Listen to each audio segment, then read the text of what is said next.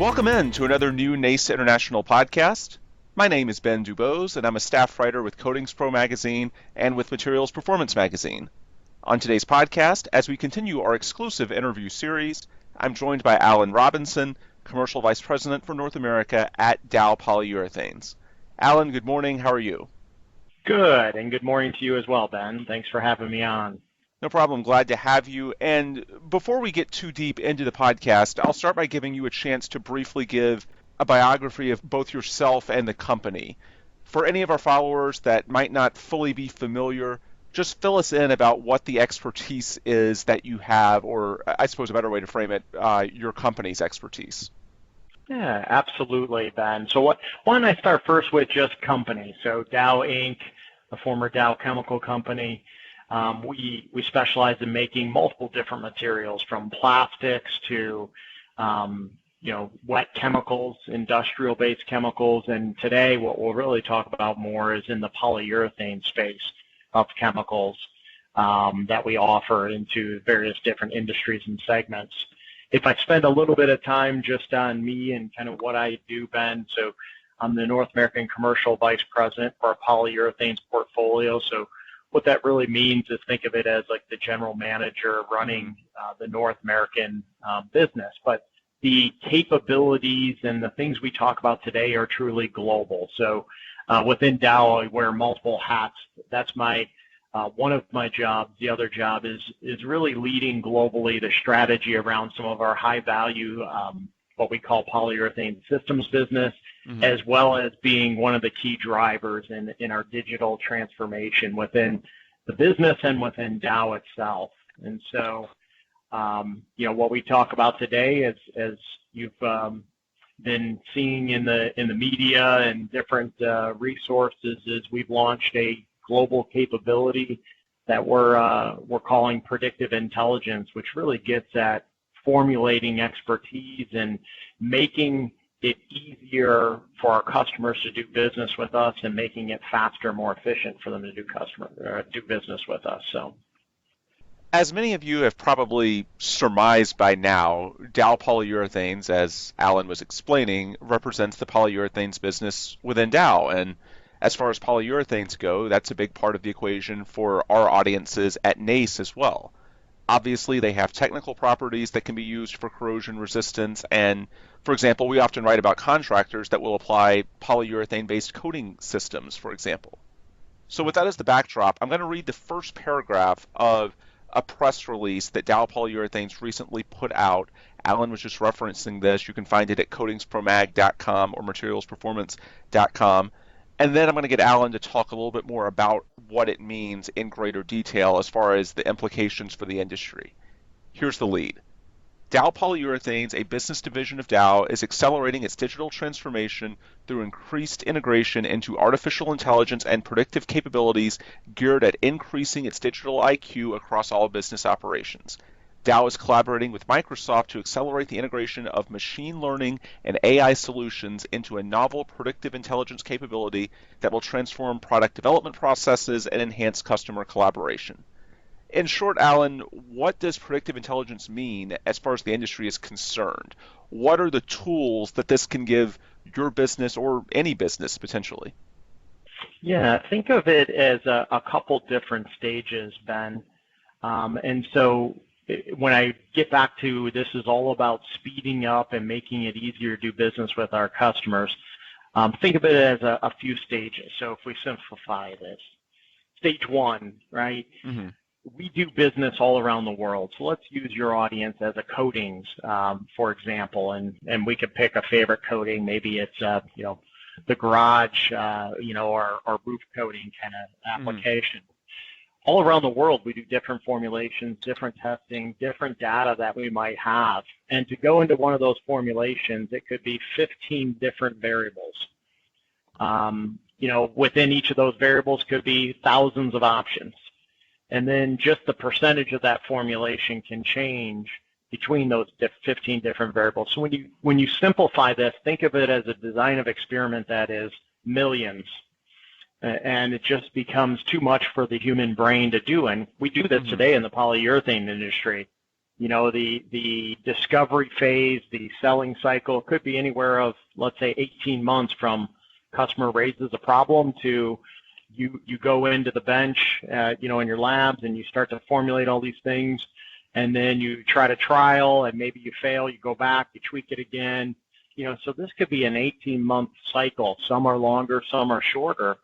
Now think about stage one as just tapping into all that knowledge that we already have. So what would normally take us in discovery phase of what could be 2-3 months now happens in a matter of 30 seconds.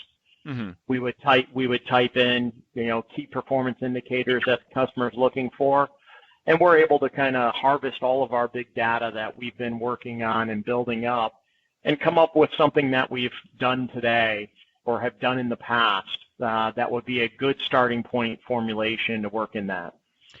But then you've got to go over into stage two. And stage two is oftentimes we don't have solutions, or we may not have done this before.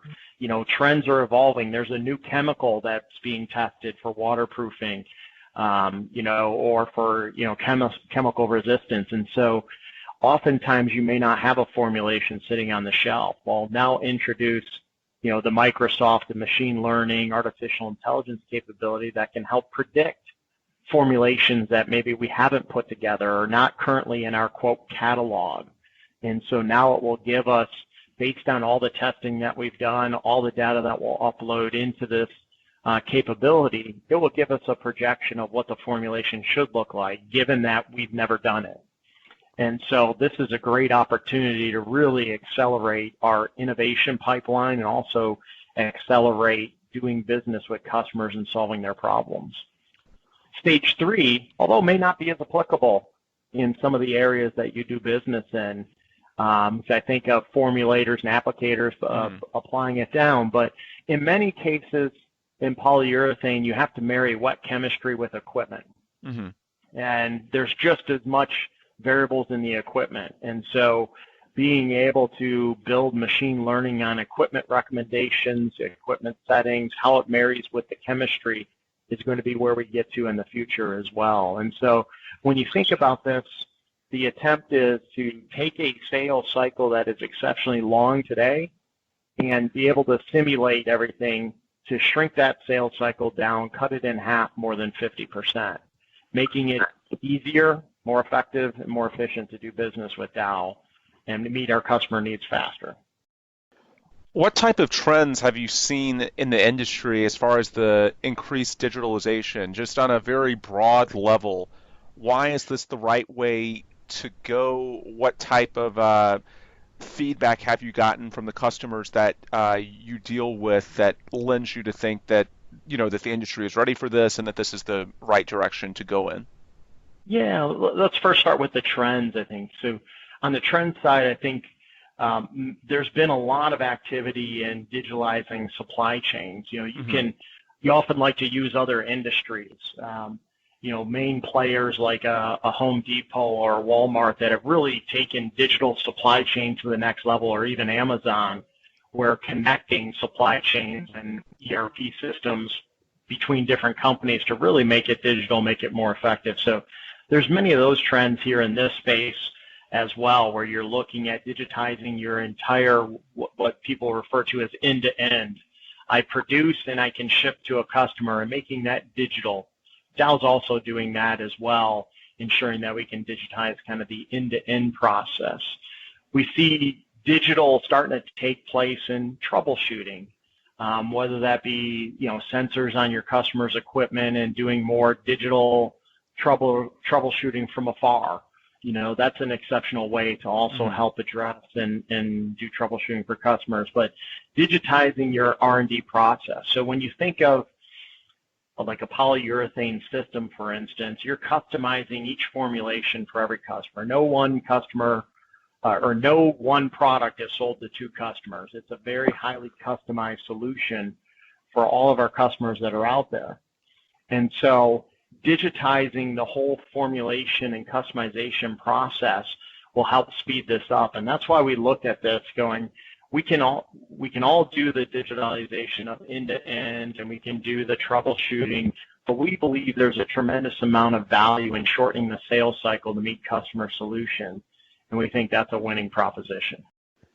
Have you guys had any, I don't know if feedback's the right word, maybe lessons learned, I think is what I'm going for Okay. other people or companies in the industry that might be looking at this and considering perhaps a similar Yeah. transformation? What type of experiences have you had in the early going that might be useful for other people in the industry to learn from? Yeah, it's a great question, Ben. What I'll tell folks is, one, be patient and know it's a journey.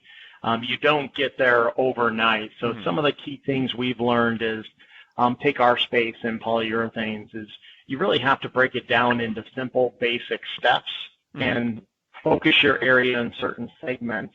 You can't take the shotgun approach and do it everywhere. And so we've really isolated it down to say, here's certain areas that we know will be more successful in getting it standing up first, and then work our way through the various different applications that we can build the model, the capabilities to get there.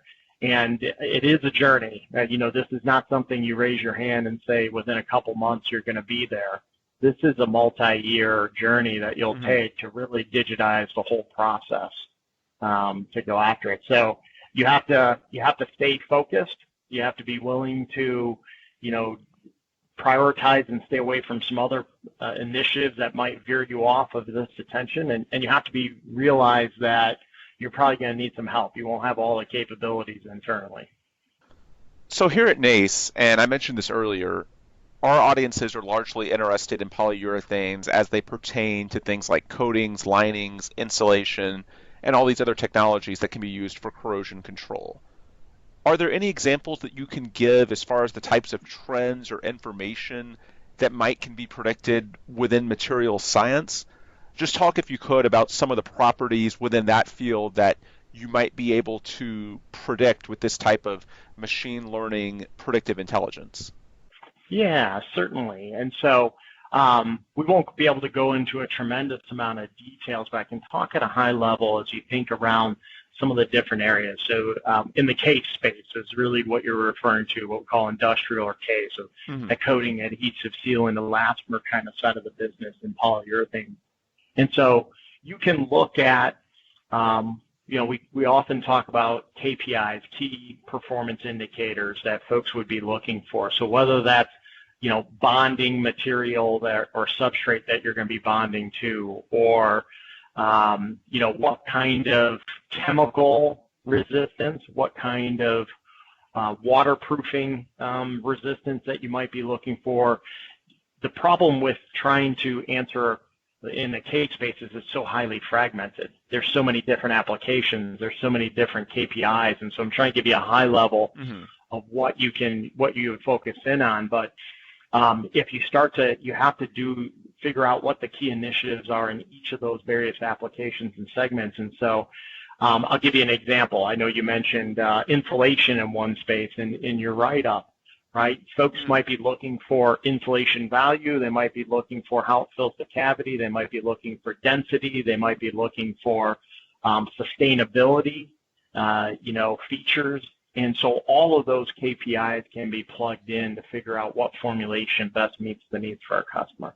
Similar thing as we build out our case initiatives in those spaces is we'll have the same thing, whether it's substrate bonding, whether it's waterproofing, chemical resistance, or you get all the way down in some of the elastomer areas of hardness and types of materials that you're dealing with. So all the key performance indicators.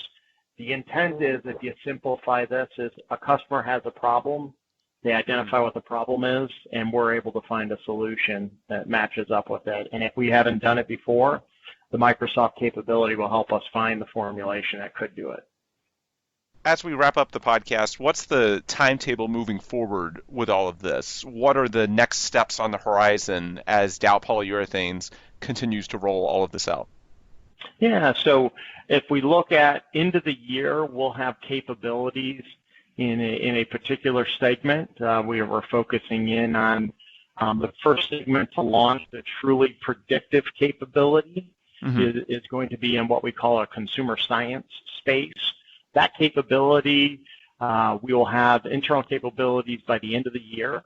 We'll begin, customer trial, customer invites in the first part of next year. And by the end of 2021, what we'll be launching also is a website available to start utilizing these capabilities from an external standpoint. So customer portal to go in and start identifying, what solutions could match needs there. So that's our intent. Is phase one, we're already there. I mentioned the 3 different phases.